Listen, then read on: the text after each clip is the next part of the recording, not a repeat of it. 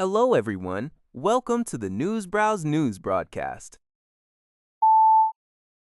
Al Jazeera reports that an Israeli strike on a police station in Gaza has resulted in the death of a 15-year-old boy, Mahmoud Sawale, and the injury of several police officers. The boy's aunt told the news outlet that he had been selling bread to support his family of 15. The report also notes that Israel has killed at least 830 Palestinians in Gaza since October 2025, referencing a ceasefire period. U.S. Secretary of State Marco Rubio, speaking at a White House press briefing on Tuesday, stated that Iran's leaders are insane in the brain and cautioned them against testing President Donald Trump, particularly concerning the Strait of Hormuz. According to UPI, Rubio announced that Operation Epic Fury, the U.S. and Israeli attacks initiated in February, has concluded after achieving its objectives. The focus has now shifted to Project Freedom, an effort aimed at safeguarding commercial ships navigating the Strait of Hormuz, which Rubio described as a defensive operation despite ongoing tensions. His remarks followed a statement from U.S. Secretary of Defense Pete Hegseth, who maintained that a ceasefire with Iran was not over despite recent clashes. Rubio also addressed rising gas prices, suggesting that the U.S. is in a better position than other countries and emphasizing the importance of preventing Iran from acquiring nuclear weapons. He is scheduled to depart for Italy on Wednesday to meet with Italian and Vatican officials. The U.S. Army has initiated Project Freedom aimed at securing safe passage for commercial vessels through the Strait of Hormuz, a vital waterway currently disrupted by the ongoing U.S.-Israel war on Iran. A spokesperson for the U.S. Central Command, CENTCOM, stated the mission has just begun and is defensive in nature, temporary, and focused on protecting innocent commercial shipping from Iranian aggression. This operation seeks to reopen the strait and facilitate the passage of thousands of stranded commercial vessels. U.S. Defense Secretary Pete Hegseth emphasized that the operation would not require entering Iranian waters or airspace, asserting that Iran cannot continue to impede international commerce. He also noted that 2 U.S. commercial vessels escorted by warships had successfully traversed the strait.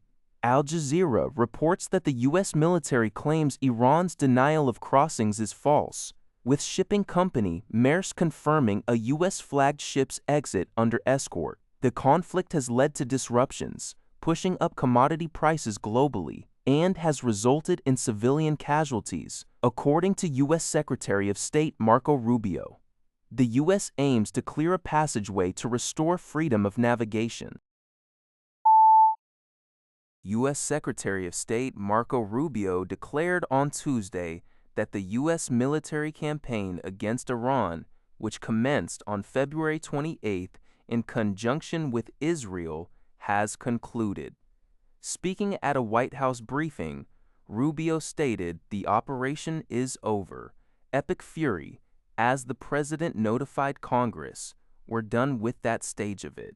He elaborated that the current priority is Project Freedom, a Pentagon operation initiated on Monday to guide stranded commercial vessels out of the Strait of Hormuz and reopen this vital global energy waterway. This announcement is interpreted as an effort by the Trump administration to circumvent the war powers resolution.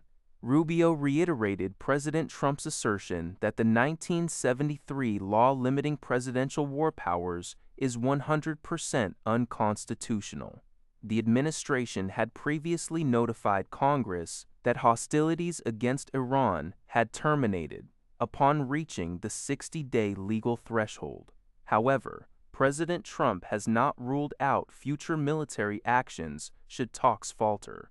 Rubio emphasized that Iran has an opportunity to demonstrate it does not seek nuclear weapons, which he deemed crucial for a peace deal. He warned that a nuclear-armed Iran would hold the world hostage.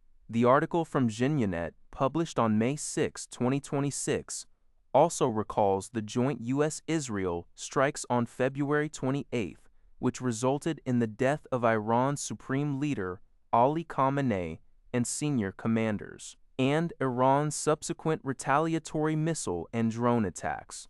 A ceasefire took effect on April 8, followed by inconclusive talks in Islamabad. RNZ reports that Fijian lawmakers have unanimously approved a mandatory 20% pay cut for all 55 members of parliament, effective amidst the ongoing global fuel supply crisis. This decision, put forth by Prime Minister Sitiveni Rabuka, makes Fiji one of the first nations to implement such a measure in response to the cost of living pressures exacerbated by the war in Iran. The reduction applies to the base salaries of all MPs, cabinet and assistant ministers, the opposition leader, and the prime minister. Notably, this comes just 2 years after parliamentarians had approved significant raises for themselves, with ordinary MPs receiving up to a 138% increase.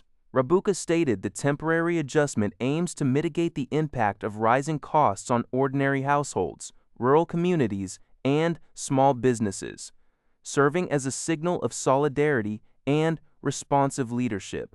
Although the opposition leader proposed a more aggressive 50% cut, it was rejected as grand politicking. That's all for this video. Thank you for watching. See you in the next video.